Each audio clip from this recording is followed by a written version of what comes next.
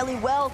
And surprisingly calm start for both of these teams. They've got enough distance between them that they'll both have an opportunity here to loot things out and see how that next engagement really goes. Much different than what we saw in days previous.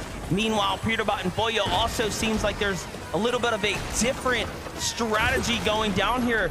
Yesterday, Peterbot and Boyo would have already probably had 2 eliminations come the drop here. However, they are still at 0, but jumping on over to that conversation of Malibuca and Mustache, game 1 jitters, more like game 7. However, things are off to a fast start for Power Alex and Power Worthy. They get the tags and they find more onto Malibuca. Already, it's looking excellent for the Team Power boys.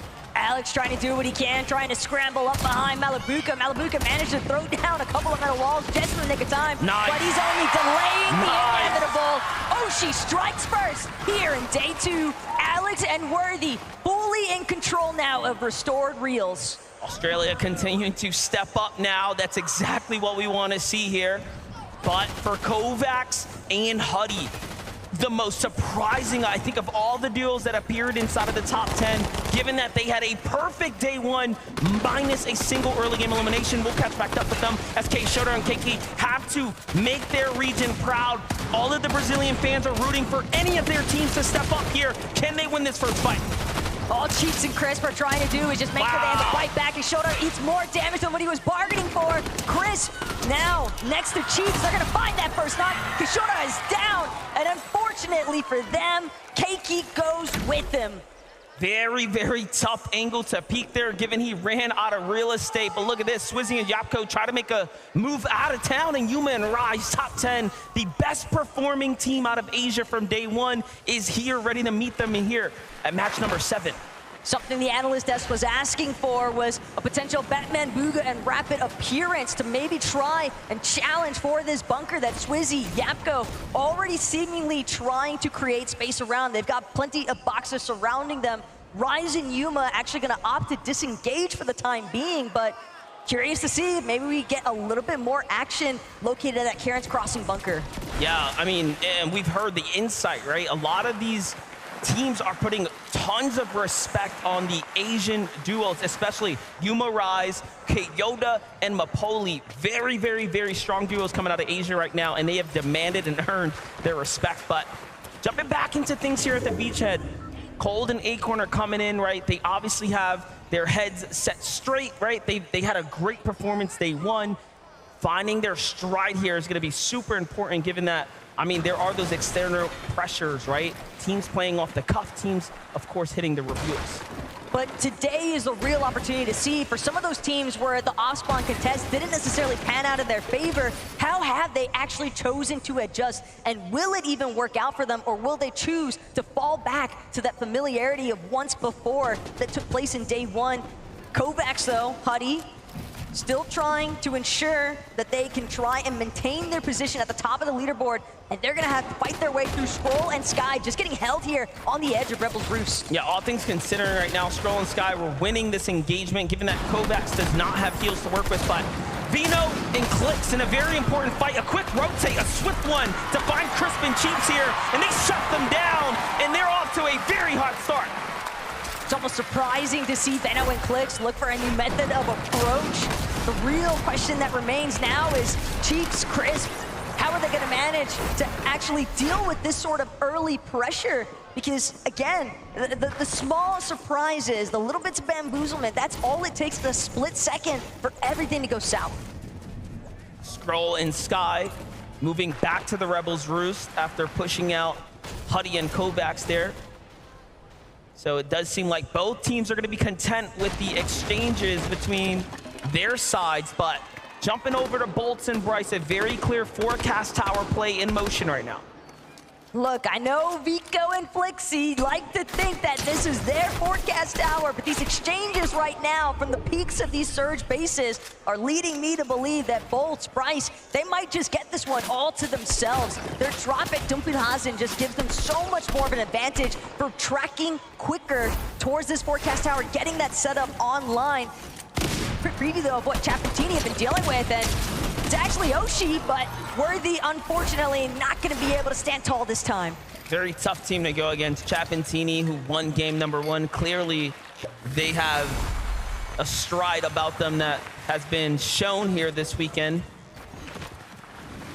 Match 7 now, starting off in almost similar fashion. It seems like while everyone's trying to get their bearings, they start a bit ahead, but keeping that momentum is going to be one of question here today with this European duo. And, you know, overall still within the top 20 is impressive to say the least. 1.5x multiplier, right? Every elim means a lot more. Placement points are going to weigh even heavier as things start to add up. But let's jump in with Sphinx and Dukes here, who are trading tags, it seems like, trying to farm some kind of damage here in the early game across what might be Acorn and Cold.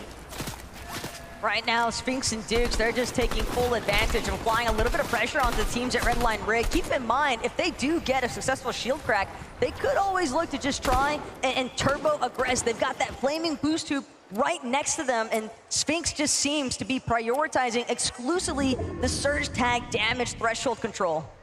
How impressive of Swizzy and Yapko to survive the drop. Trashy threats, Peterbot Boyo. A lot of action down at the raft, so it is, of course, in their best interest to get loot and hit the road, quite honestly. You don't want to stick around there, given what can be in store. Kazi Aspect clearly didn't want any more of that action as well, as they've moved somewhat north here to try to make the best of their strategy. But look at what happened. It's kind of causing this very congested area here.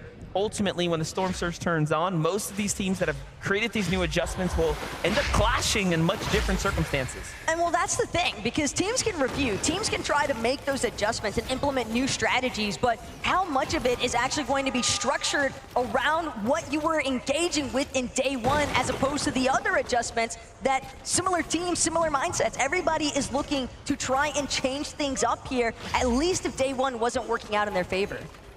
Yeah, Baka Paros, we saw finding some knocks there in the feed on teams nearby, but couldn't confirm their elimination, so their damage must be ranking up nicely. Meanwhile, Vico and Flixie have a bit of a position here over the opponents. Talk about fights for the Forecast Tower. The card is in the hands of Bryce and Bolt, whom are just outside of it, so if they want to activate it, they will have to fight their way through this duo. At the same time, though, Clone and Kramzu might be enough of a distraction factor. Bolt and Bryce are going to look to retreat just a little bit further east from where the Forecast Tower is currently at, but Vico and Flixie know that they've got the prime real estate currently. They don't want to allow for Bryce and Bolt to get a complete freebie for this Forecast Tower, but they might not have a choice, and even further still in the horizon, Thomas HD, Queasy, slight surge base on a hill just outside of Reckless Railways, but more importantly still, Thomas HD, he was on fire all day yesterday, especially with that Monarch pistol. And we saw moments where he was clutching up, perfectly timed there, back-to-back tags. This is the highlight you were just talking about, Taco. I mean, Thomas HD is a sniper with anything in his hands that does big damage. If it's got a scope, then Thomas HD is going to be an absolute fiend with that weapon. But Booga, Aviv, another one of our team's big fan favorites here, of course, but also just knowing that they need to try and develop some form of a new strategy. Even bumped into Aviv in the elevator earlier on today here at MDF and asked him, hey, we looking at the comeback? And he's like, well, I hope so. And it could start here.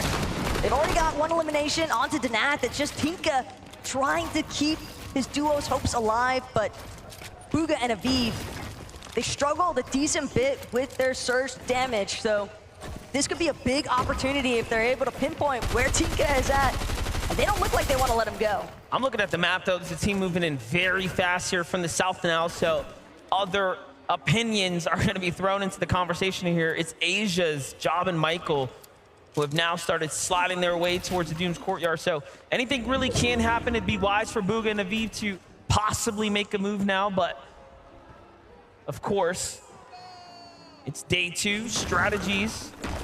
are being put to the test. But Job and Michael need to be careful with the way that they're crouch walking around that rooftop. Doom's courtyard sitting at a slightly lower elevation than some of the POIs surrounding it. And there's a high possibility a team in a surge base happens to be looking around, see some freebie opened up shots.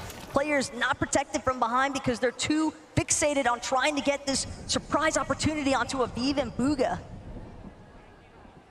There's Koyota, Mipoli, Kovacs, and Huddy. A lot of teams looking to set up an ambush at the moment. Gotta love this strategy here.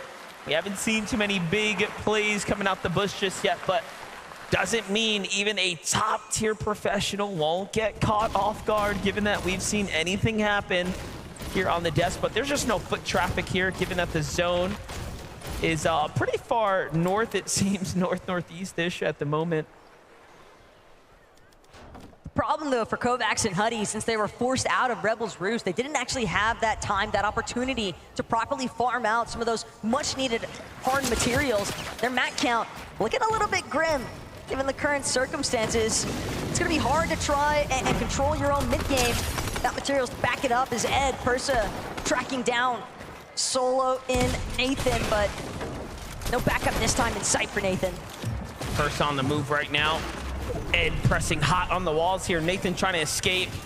It's not looking good for Nathan or CCB. Into the box. Persa goes with Ed. Well played for them, and the Brazilian commentators are popping off on the desk right now for the Brazilian region. You love to see that for Ed and Persa here. A lot of these players also looking for those confidence, the momentum swings that can make all the difference for these next few matches. Clear up day number 2 here. Chicho, just strong connections off of that Monarch pistol. Meanwhile, Vico, Flixie find themselves a little bit of an aggressing situation here onto Clone, but with a team that knows Reckless Railways as expertly as Vico and Flixie, this split approach, they've managed to sandwich Clone in between them, and it looks like Kramzu might also be caught in the thick of it, but I like this pincer maneuver technique coming out of Vico and Flixie. Yeah, it's working very well, but if this duo of Kramzu and Clone decide to collapse on one or the other, it can spell disaster, so we'll have to see what happens here. This is, of course, the Reckless Railways, though. This is their home turf. Armored wall comes down. This is not good for Vico. I was going to say, they've cut off his backup. Flixie, look, has to work all the way around, and now he has to actually back off here, so definite mistakes being made right now. Forced to cap off HP here, given that he'll have to play this one out by himself for a couple of moments. Meanwhile, still a lurking duo nearby in CR's Michael and T1 Job there. Anything can happen, but look at how Vico unfortunately gets caught off and out of position. There's a lot of trust that's implemented into that split technique, but more importantly still, Clone and Kramzu, they're still having to fight their way out of the Reckless Railways. One elimination might not be enough. Our international regions fully understanding they're gonna need more points to make their way up on the leaderboard standings. And Kramzu, Clone, they've still got their eyes on the prize, I believe, but Job and Michael are not making it easy. Instead, they're gonna track down Flixie, catching him from behind. That's a big pickup for Job there, saving his teammate's life. CR Job, T1 Michael coming in, finding eliminations here. Clearly a new strategy being deployed for this duo here, given that yesterday was such a struggle for this team to get their feet off the ground. And now we're seeing a much slower approach as opposed to taking full-on head-to-head battles, almost lurking between the major drops, trying to find fights that are in action, working a lot better for them now.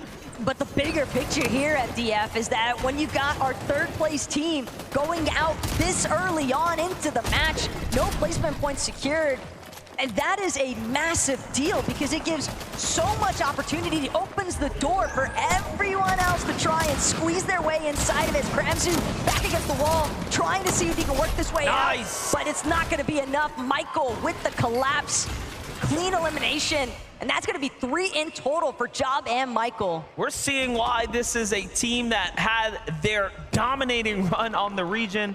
Again, the Asian duo coming up, really making adjustments to their strategy. It's one of the best parts about the Day 2 format that we don't get to highlight enough, right? The teams that come in and start to adapt is what makes it so crucial to really pay attention to what is changing around you. But for Peterbot and Pollo, not much has changed, given that they have continued to key their way into the Rift Island. This time, they'll met with a lot more resistance. It's about the weakest we've seen them coming into mid-game, and I mean, it makes sense. You have Zagu up top here with Shadome and Vidil and Reason here.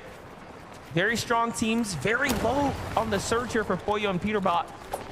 I mean, everyone might just get what they've been looking for, a potential early exit here. Oh, that was a little bit of a whiff there out of Pollo. Was probably hoping to fully connect, but Pollo, he finishes what he started, gets Reason in the process, but finds himself getting immediately gobbled up by Vidil. And now a serious 1-versus-1 situation, but keep in mind, there's so many other teams surrounding Rift Island. Peterbot, he's just hoping that he can get the revive off. Talk about an incredible save here, but Badiao's not gonna make it easy here. Armored walls are coming out. Peterbot is desperate and boxed up right now. Zagu is also just above, putting in a couple of shots here, but things are gonna slow down. And just when you thought it was over, they get saved here. Peterbot and Pollo are back in. But at the cost of so many of their armored walls, Peterbot had to fully utilize practically everything he had saved up. And keep in mind, they still need heals. There's no shield, at least as far as Peterbot's loadout is concerned. Possibly Pollo is carrying a couple of small shield potions, but I'd have to guess not, considering that neither of them is bothered to recover. They're just trying to tango once more with Vidil, but he will not budge. Doing an excellent job here waiting for them. He knows it's still a 2v1, and Peterbot and Pollo are absolutely deadly here. And let's not forget, they have the medallion, right? So they still have very much full awareness of who's around them, but the tags, they need more damage. They've run out of heals here. This is about the best case scenario for every other duo in the lobby if you want to win the globals, which we know very surely they do. Pollo, though, not giving up just yet. Still knows that there's a job to be done here. At this stage, though, another issue for Peterbot and Pollo is one of their only options remaining to exit Rift Island might just be to take the Ascender down. But again, if they go for that launch pad, they might encounter even more resistance from the other teams that are a little bit more established, a little bit more healthy as well. But Pollo, Peterbot, they try to mark it off in the first place. They will break through the builds and manage to escape. Hopefully they don't get targeted while they're flying by. A lot of teams here in the vicinity now. Peterbot going for the dive down. Pollo trying to scout where's the best spot. They're below the surge. They're gonna have to land and take a fight.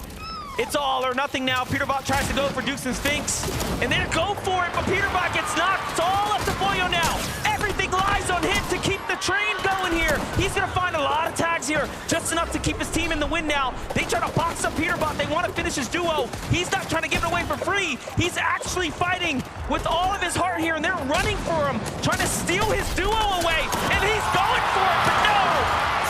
So close!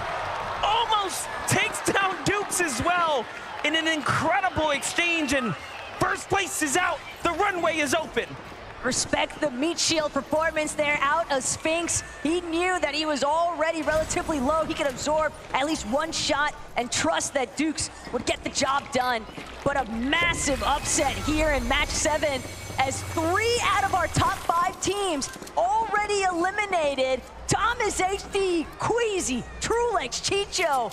Now is your chance to surge upwards.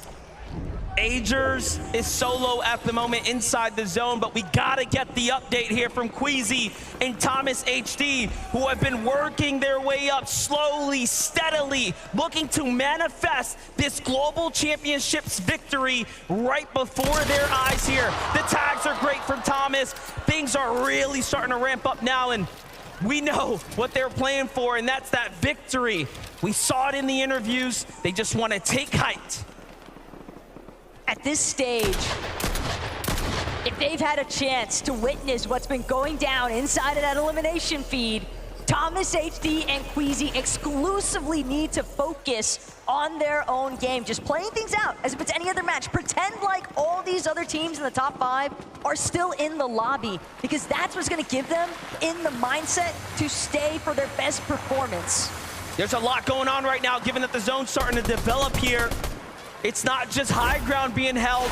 There's also big names clashing all around us here. Take a look at how Vino jumps in, takes down Paper in the highlight. Possibly then Victor V back-to-back, but it wasn't over yet. He gets met with a crushing defeat to the hands of Quanti and Gone. The overhead view doing an excellent job at highlighting. There's practically nowhere left to hide. Everybody is stuck on even ground just about. And what I want to see, MDF, is whether or not Queasy and Thomas are going to be able to successfully make their stake on height. Trulex and Chicho box on the low ground directly underneath them. And if these Titans clash, one or the other could potentially fold. Well, here's the thing. Thomas HD and Queasy are two of the, again, only players left in this lobby that will notably challenge height every single time. Most of the competition that would otherwise do that is not in this lobby. I do anticipate a runaway scenario here. However, Brazil, King and Phaser hopping across, yet not even close enough to challenge up for high ground. So there's very little teams that would actually have the heart to go up, unless coming into day 2, they've decided to shift strategy. And that was a pretty risky jump forward as well from King and Phaser, because the way that Thomas HD and Queasy have been spraying at other teams, you've got the indication that they likely have an assault rifle, so it's a lot more difficult to make those jumps from the high ground off the Flowberry Fizz, heading towards front side of the next zone. But Sphinx, Dukes, we saw them shut down our first place team on the leaderboard already here today. They're hoping to see if they can transition this into a victory royale of their own. Sphinx and Dukes through Elims. Hard eyes on the prize right now as Reese trying to slip his way from the storm line into the safety, but unfortunately is going to fall there in 19th place now. Very well within the top 20 here, as there's a lot of placement points to be earned. This is a 1.5x multiplier for everyone tuning in right now. These games have significantly more weight than yesterday's round. If there's a day you want to perform, it is here and it is now. Queasy and Thomas still working their way. Look at this build. They are willing to commit heavy material, heavy resources to hold high ground. And what's one of the most impressive aspects of Thomas HD and Queasy's run is that they've been doing all of this without a forecast tower. They are just sheer commitment at this stage. Thomas HD continuing to try and prevent players from getting anywhere near that secondary height even, as Cooper forced to just utilize the medkits, playing from the backside of the storm and zone in general, but only a matter of time before he's spotted out as a solo. Just a complete shakeup with the teams we're seeing alive right now as well. Bryce and Bolts keeping up the momentum from where they left off in game number 6, carrying it straight into game number 7 now. A near top 10 for Bolts here, but he will have to fight someone on the outside of zone. Trulex and Chicho, meanwhile, just running game here on the mid ground. Now looking to jump down to low. They have enough maps to do so, cutting off their opponents here. There's a lot of reaction coming here, though. You have Asia on one side of the wall, OCE on the other, fully boxed in now. They have to be careful. There's no way out. Trulex and Chicho might have signed themselves straight back to the lobby accidentally now. Oh no, having to heal here. Chicho gets caught out. One false mistake, and it will come back to haunt you here. But high ground. Scope, Queasy, Thomas HD. They could tell Phaser for a moment, he got a glimpse, but he won't actually get a taste of what the high ground is like. Queasy now gonna be the first to drop. He's continuing, he knows he needs a refresh, he wants more material. If he can find an elimination, if he can play the disturbance factor, he can prevent anyone from having the potential to threaten Thomas HD's current position. Thomas HD, in fact, alongside Queasy, just gonna continue to try and secure as many eliminations as possible. We are witnessing greatness right now as Thomas HD and Queasy are putting on a masterclass from the high ground here. Doing a very good job now securing eliminations, starting to rack up. We Queasy will have to get those mats there, has to jump to the tree. He sends Thomas HP down. The Soren to start cutting off the teams here. Completely new duos in the conversation as well. It's Zagu and King and Phaser now. That's all that's left in a clean 2v2 here. But the zone pull, Thomas HD and Queasy, they made it to the top of the hill. Phaser is going to manage to find his way up. Thomas HD instantly puts him down. Queasy with the cleanup as well, and a victory royale finish. We expect it, and now they're performing from the interview section all the way in to the first match here of the day. What a way to keep up the momentum. And of course, you know what we're gonna get next, a word here on the floor, given that we wanna hear what's happening. Would you please give it up your Game 7 winners, Queasy and Thomas HD?